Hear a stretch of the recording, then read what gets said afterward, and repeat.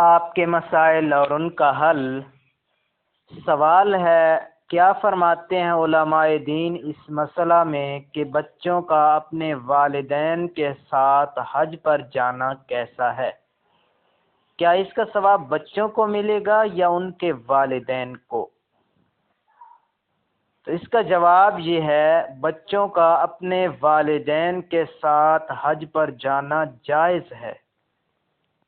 رسول اللہ صلی اللہ علیہ وآلہ وسلم مقام روحا میں تشریف فرما تھے کہ کچھ سواروں سے آپ کی ملاقات ہوئی۔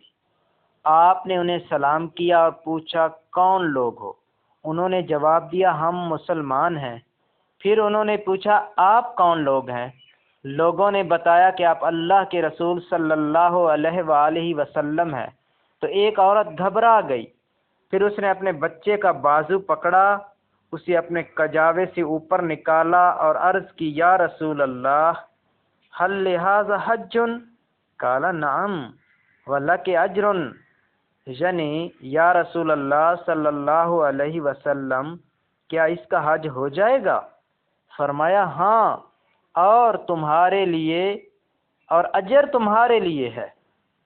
یہ حدیث سنن ابی داؤد میں ہے، کتاب المناسک، باب ہے فی الصبی یحج، یعنی بچے کے حج کرنے کے بیان میں۔